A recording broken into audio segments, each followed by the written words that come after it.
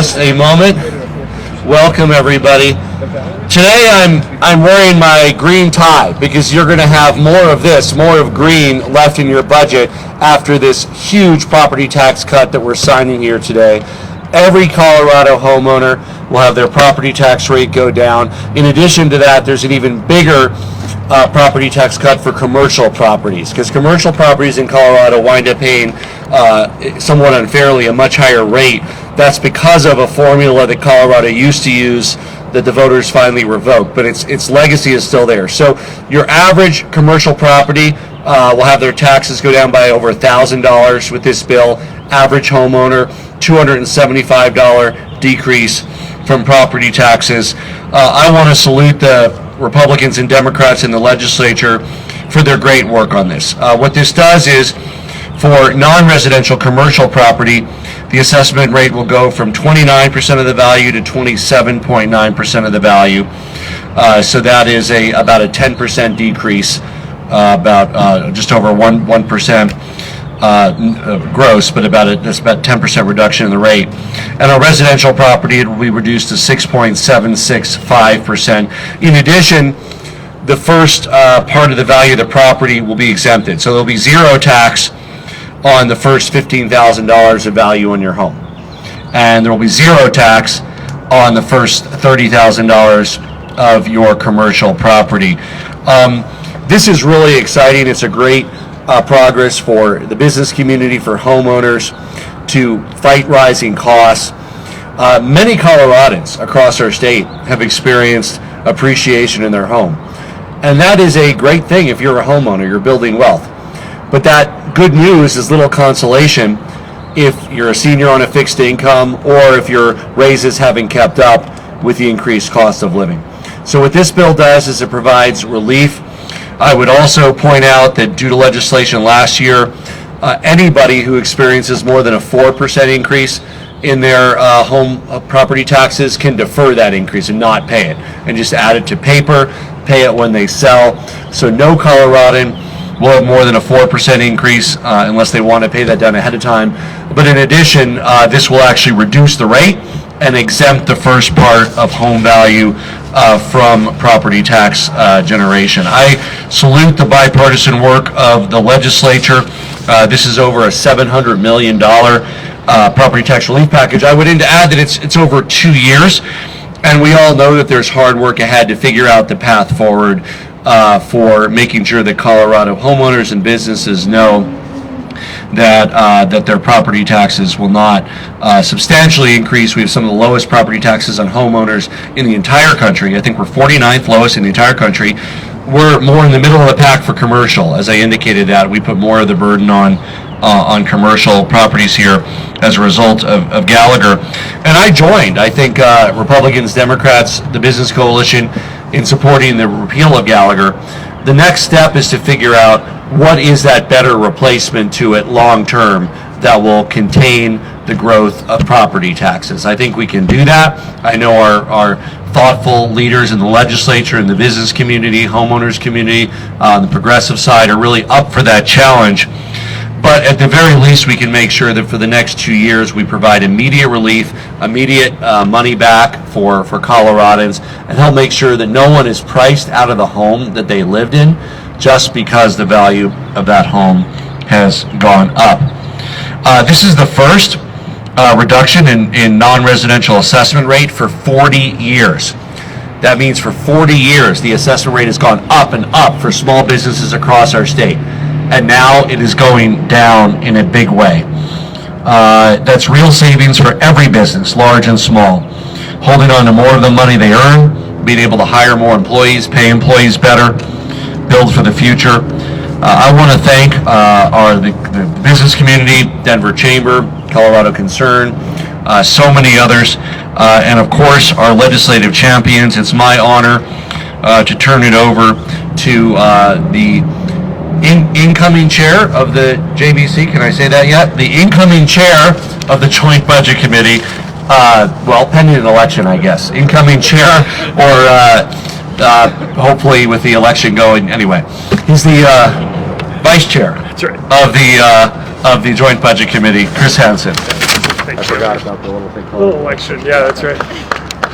Well, a very good morning to everyone. This is a really fantastic day for Colorado, and I want to really start with a big thank you for the bipartisan effort that this bill represents. I worked closely with my colleague on the Joint Budget Committee, State Senator Bob Rankin, who represents the West Slope, and really came up with a package that I think was well balanced and meets this moment in Colorado. At the beginning of the session, you heard the Democrats talking very clearly about how we were going to save money for families across the state. And this is on that promise. $700 million of immediate property tax relief at a moment when costs are rising because of inflation across the nation, across the world. We've responded to this moment with, I think, a very thoughtful package. Keep in mind what this bill also does, though, is make sure that we're not relying on unresponsive formulas in our Constitution to handle this issue, because we know the downside of that. As the governor mentioned, the Gallagher formula since the early 80s has really constrained our ability to properly manage property tax in the state. It's led to higher than average taxes on the commercial side and way below average burden and assessment rates on the residential side. And that sounds great, but it's really impinged on our abilities to deliver for education and for fire districts. And that's the other important thing that Senate Bill 238 does, is it makes sure that we're on track to properly fund our schools, eliminate the BS factor, the negative factor in the next budget year. And that is an important promise that we need to keep for our teachers and our schools across the state. It also means things like fire districts don't face a big shortfall next year. We know that there's a high probability of a big fire season coming up. We need that protection in place for Coloradans across the state.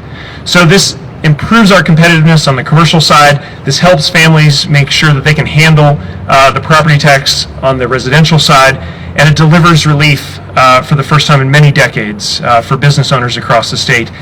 And most importantly, we're avoiding permanent formulas in the Constitution that simply are not responsive and help us find balance in the way that we fund important services in schools in Colorado. So I'm so proud to be a part of this. I applaud the bipartisan effort, the difficult, lengthy negotiations that went into this to come up with a solution that really works for the state. And with that, let me turn it over to the House co-sponsor, Representative Neville. Well, this is a $500 million tax decrease. Who's not excited about that? I know I am. So when they brought this forward to me, I had no choice but to sign on. Look, it's probably not a surprise to anyone that I hate taxes, but the worst kind of taxes are property taxes, where you are literally paying the government rent on something that you bought that they didn't help you pay for. And so this is the worst kind of taxes, and anything that we can do to provide relief on these taxes, I'm all on board, and I thank the bipartisan effort, thank the governor for leading this effort, and the business community for leading this effort. And when it was brought to me, it was a no-brainer. So thank you for being here, and I'm glad to see the sign. Great. Shall we sign it? Okay. Let's make it long. This here. Here we go.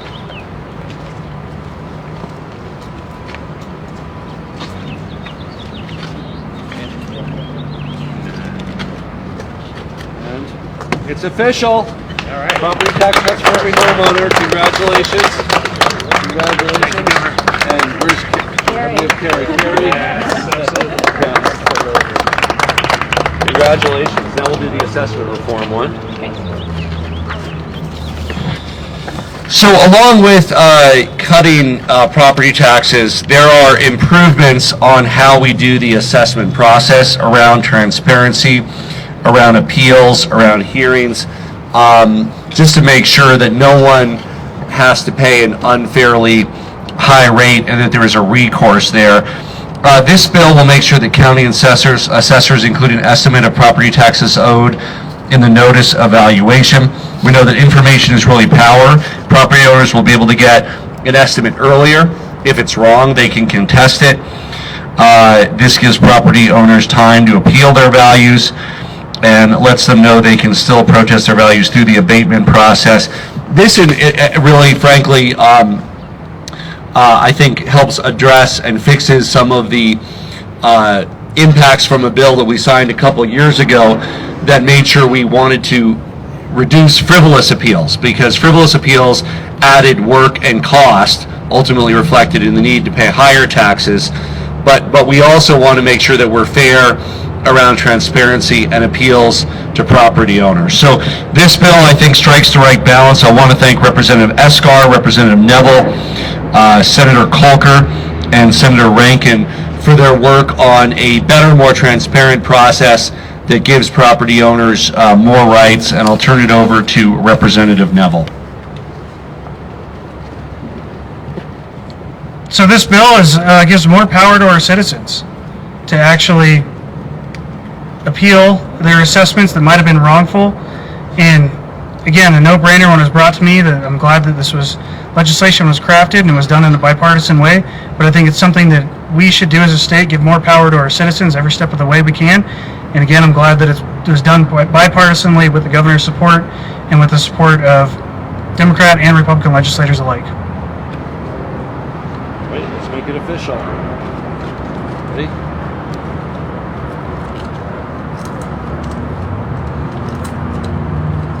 It's official. Congratulations.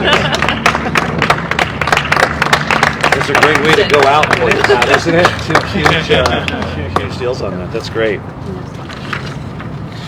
Okay, the next bill, also part of the Saving People. Whoop, is this on? Hello? It is. No, hello? Okay, can you hear me? No. Yeah. Yes? Hi, everybody. So again, it's about saving people money, more green.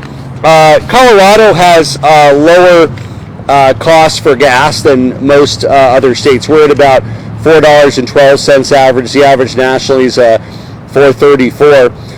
In fact, people from neighboring states like Utah, New Mexico, Wyoming are coming into Colorado to fill up because we're 10 or 20 cents lower. And by the way, I encourage people to shop around because that's an average, and you can find gas in Colorado for $3.99, for $4.05, and yes, you can find it for $4.40, and just don't buy it from that filling station because it just encourages them to charge more if consumers show that they don't care what they're paying. This bill reduces any fees on gas and makes sure that there are no additional fees on gas for some time, and it makes sure that the road user charge does not occur. I've also called on Congress and the President to suspend the 18 cents a gallon federal gas tax to reduce costs to consumers. What this does also is it backfills that revenue. So I want to be entirely clear, while Coloradans will be paying less at the pump and there will be no new fee, every penny of that will be made up for our roads and bridges. And that's why this bill has the support of the business community and so many others. It does not sacrifice our roads or our bridges for fee relief, which is so important. We're excited about the opportunity for infrastructure investment in Colorado, a combination of the federal infrastructure package and our bipartisan state infrastructure package really will lead to significant traffic reductions, reduced pollution, better commerce, more drivability over the next several years. This bill makes sure that there will be no new fees on gas, and that will not come at the expense of our roads and bridges. So I'm very excited to thank Representative Roberts, Representative McLaughlin, Senator Pedersen, and Senator Hinrichsen for their work on this important bill. And Senator Hansen, of course, supported it as well. I want to thank him. Our sponsors are in various parts of the state, and I will now sign the bill.